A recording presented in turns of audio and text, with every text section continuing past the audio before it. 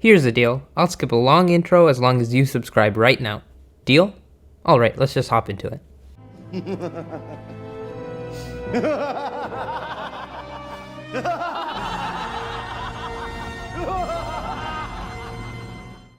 The first episode of Season 5 is basically just a plotless episode where Class 1A is running a test drill where they need to stop the Big Three. In the next episode, Dabi meets a severely weakened Hawks and Endeavor right after their fight with the Nomu. He tries to kill them, but Mirko shows up and he disappears in black gunk. Later, Hawks meets with Dabi alone. He says that they planned for the Nomu to attack a strong hero at the warehouse, by the coast, but the League of Villains changed their mind. We see a flashback of the Hero Public Safety Commission members telling Hawks that he needs to infiltrate the League of Villains. They want to cut off their retreat, and they need Hawks to gain intel from them.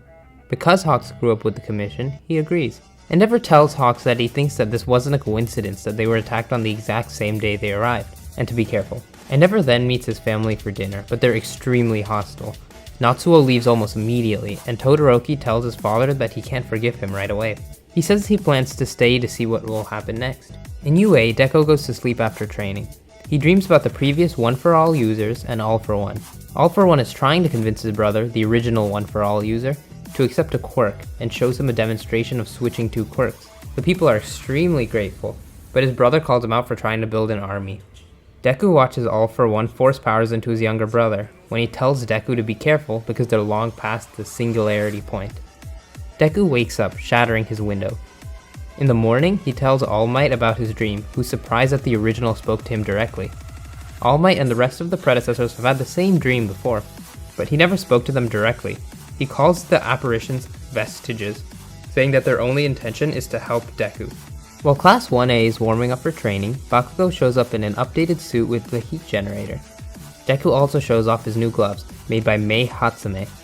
Class 1B shows up, soon followed by Shinso, who wants to transfer to the hero course from the normal course Class C. The training begins. Both classes split into teams of 4 and fight a corresponding team from the other class. Their goal is to capture the other team's members and put them in jail, with Shinso fighting twice, once for each class. The first fight begins with Kaminari, Asui, Kirishima, Koda, and Shinso on the same team. The other team launches a surprise attack, and they have the upper hand until Shinso shows off a new piece of kit called Persona Chords. In order for his quirk to work effectively, he needs to focus on the opponent and they need to respond, which means that it won't work on multiple people at once. If they receive a high enough level of shock, like Midoriya did in the previous battle, they can break free. He can't make a brainwashed person talk, and he can't give orders that would require a person to think. Persona Chords, his voice modulator mask, alters his voice to make them more likely to respond. He brainwashes one of 1B, and it gives Asui an opportunity to take them to jail. Kirishima gets captured, soon followed by Koda. Class 1A and Shinso regroup and attack, this time with a plan in mind. Asui covers her teammates in mucus, confusing the smell-based location quirk of the enemy. The enemy gets a hold of Kaminari, but Shinso uses his ability to brainwash them. One of them confronts Shinso directly, and uses a binding cloth to distract him, while Asui takes the rest of them out to get the win. The next fight begins with Tokoyami, Hagakure, Yaoyorozu, and Aoyama on the same team. Tokoyami sends Dark Shadow out ahead to search for enemies, but he gets controlled by someone whose quirk lets them control shadows. He shows his new skill, Dark Fallen Angel, which he picked up during his internship with Hawks. Dark Fallen Angel essentially allows him to fly using Dark Shadow's floating ability. Even with Tokoyami's new ability and Yaoyorozu's planning, Class 1A still loses. The next fight starts with Ojiro, Todoroki, Shoji, and Ida on the same team.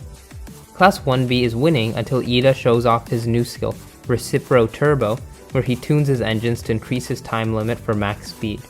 Todoroki also shows off a new skill where he draws all the heat into his body and expels it through a punch, which he learned during the flashbacks when his father was abusing him. The time limit runs out, resulting in a draw. The next match starts with Sato, Sero, Jiro, and Bakugo on the same team. They immediately launch an offensive, but they fall into a trap. Surprisingly, Bakugo goes out of his way to save Jiro. They quickly take out the enemy team with Bakugo using teamwork for the first time.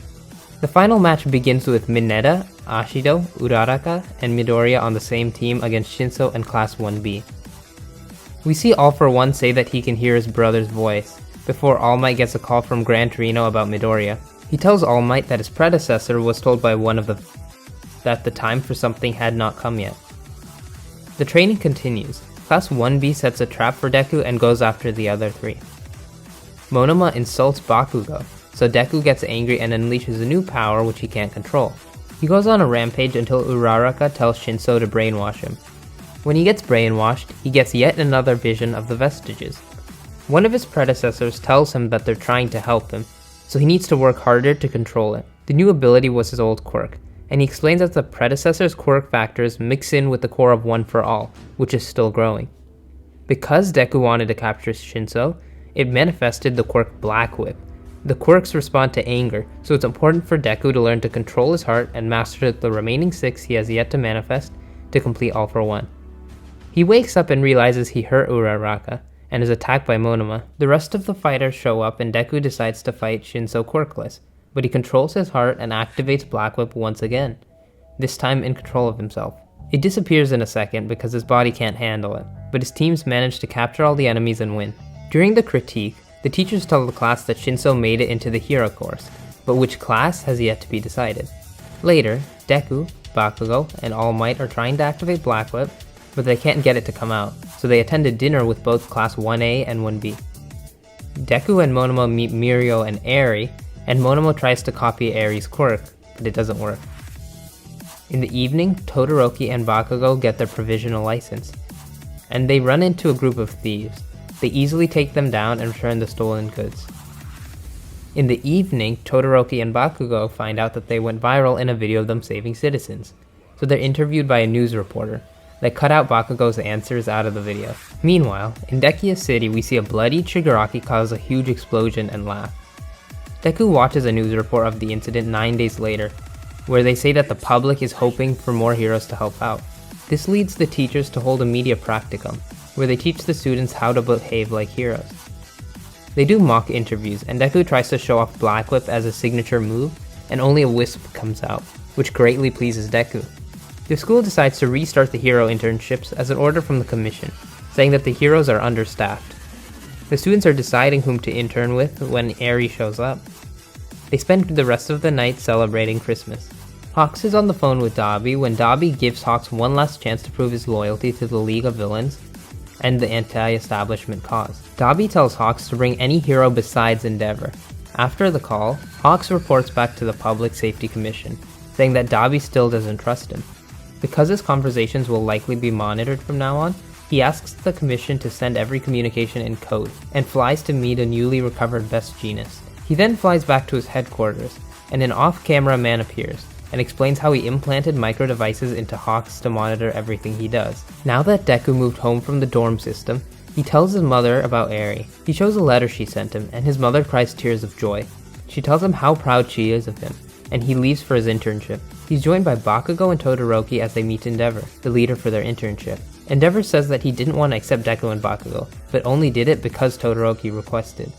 Endeavor takes off, and the 3 students follow him as he heads to a villain attack. Endeavor finds the villain and chases him through a gap between 2 buildings. Endeavor's about to be ambushed, so the students try and save him, but Hawks beats them to it. Endeavor captures the villain, and Hawks shows him a book called The Meta Liberation War. The book had become super popular recently, as the leader of the Meta Liberation Army, Destro, wanted to create a society completed by personal responsibility. Hawks tells Endeavor that if this were to happen, then they would have a lot of free times on their hands. Hawks, who's still being watched, is trying to send Endeavor a secret message. Endeavor senses that something's wrong, but doesn't know what. Hawks then gives him the book, and asks him to read it. He then gives one to each of the 3 students before taking off.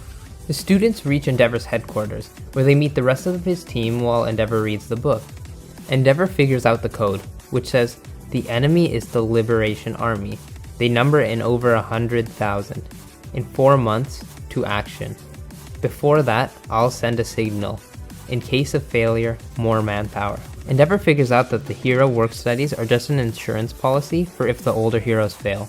The next episode is kind of a filler episode where Ryukyu takes Uraraka, Asui, and Nejire Hado to meet Selkie and his team to find stolen contraband used to create a trigger, a more powerful version of the quirk booster. Basically, 2 things happen in the episode. 1. Uraraka manages to levitate an entire plane, and 2. I found out that I have a fetish for anime girls with blue hair. Oh, and a beach episode, I guess. Deku, Bakugo, and Todoroki are still unable to stop even a single villain. Deku and Bakugo are invited to attend dinner with Todoroki and his family at Fuyumi's request. It gets awkward when Natsuo passive-aggressively insults Endeavor's parenting, but Endeavor takes it in stride. Natsuo leaves early, and Deku and Bakugo overhear Todoroki and Fuyumi talking about their parents. Deku tells Todoroki that he's a kind person and will probably forgive his father. Both Natsuo and Endeavor overhear the conversation. Later, we see Endeavor praying to a small shrine where we see a picture of a small boy, presumably a dead child, named Toya. Immediately after the dinner, a villainous fan of Endeavor uses a trigger and kidnaps Natsuo. Endeavor takes him on, and is about to capture him when he gets terrified that Natsuo might get hurt. The interns rush in, capture the villain, and save the day. Todoroki uses Flash Fire Fist, Bakugo uses a move where he condenses his blast so he can move extremely fast, and Deku uses Black Whip. Endeavor and Natsuo have a heart-to-heart where he admits that he ran away from the responsibility of taking care of his kids, and also admits he as good as killed Toya. Natsuo says he'll never forgive Endeavor, but he starts crying. Later, Endeavor tells Fuyumi that he's building a house where the kids can live happily with their mother without him. The students return to UA and they hold a practice political conference. While the students are at the political conference, Aizawa and Mr. Mike are asked by Gran Torino to go see Kurogiri. They find out that Kurogiri's original form was their best friend, Shirakumo Oboro. They try to remind Kurogiri who he was, and Oboro briefly manages to break through, saying the word hospital, but Kurogiri takes back over. They leave soon after. We have a flashback arc from 2 months earlier.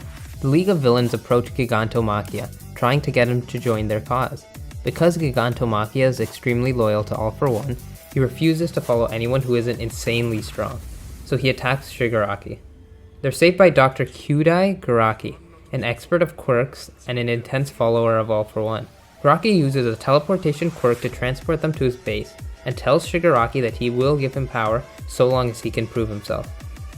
We learn that these two know each other from when All For One found Shigaraki, and that he has no memories from before that point. Even though he can only remember fragments from his childhood, they still make him extremely angry. The hands of his family are the only things that can calm him down. Garaki says that if Shigaraki can submit Gigantomachia, he will devote himself to him. So the League of Villains returns to Gigantomachia without Dabi, who went to search for a new ally. Days later, they're still fighting and unable to take him down.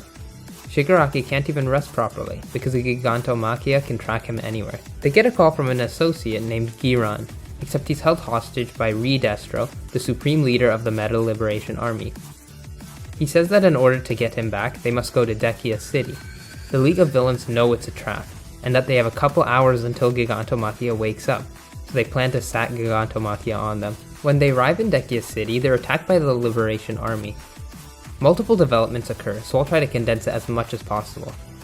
Toka learns how to not only transform into a person, but also copy their quirk before she's knocked unconscious. Shigaraki learns how to decay people without touching them directly, by transference. Upon seeing Toga unconscious, Twice defeats his multiple personality disorder and learns how to create near infinite copies of himself. He single-handedly takes down nearly all the Meta Liberation Army before approaching Redestro in his tower. Shigaraki knocks down the tower and they begin fighting. Dr. Doofus... Redestro reveals his quirk, an inability to turn stress into physical strength. Redestro breaks Shigaraki's hands, and memories from his childhood start to resurface. Basically, Tenko Shimura, Tomura Shigaraki, had an abusive father who hated all heroes. He hated heroes because his mother, Nana Shimura, neglected him. Tenko found out that his grandma was a hero, and the father later finds out that Tenko knows, so he hits him. Later, this pushes Tenko over the edge. His quirk manifests and he accidentally kills his dog. He accidentally kills his sister and the rest of his family before purposely killing his father. He's found and taken in by All For One and Garaki, who give him his family members' hands as a gift. He renames Tenko Tomura Shigaraki. The Tomura is from the Japanese word for morning, and the Shigaraki is All For One's last name. After the memories return, Shigaraki removes his family's hands. He gives in to his all-consuming will to destroy and becomes insanely powerful, defeating Redestro. Redestro bows down, offering to serve Shigaraki, who accepts. Gigantomachia watches this and also agrees to bow down to him. The unification of the League of Villains and the Meta Liberation Army gives birth to a new group named the Paranormal Liberation Front. The Paranormal Liberation Front, led by Shigaraki and his lieutenants, allow the meta framework to be interpreted more broadly than the League of Villains. Because of this victory, Garaki agrees to make Shigaraki even more powerful. We briefly see a flashback where Hawks hands Dabi Best Jeanist in a duffel bag, presumably for testing against a Nomu. Garaki explains his plan to Shigaraki. For 4 months, Shigaraki will be in hellish pain, but afterwards, he will have the power that even One for All couldn't obtain. Back in UA, the students continue their training. Aizawa and Mr. Mike are talking about the Nomus when Mirio and Tamaki interrupt, saying that something's wrong with Eri. Eri complains that her horn hurts, so we know something's wrong. Now that Deku mastered Blackwith, All Might tells him that he needs to learn the quirk Float next, the quirk of All Might's master, Nana Shimura. Later, when All Might is outside, Aizawa gives him a message from Scouchki, saying that he needs to postpone his meeting with Stain. Aizawa also says that Eri's training begins next week. Alright, so that's it for this video. I hope you enjoyed. I'm pretty sure you subscribed, right? So I'm just gonna skip the long intro and leave. Bye.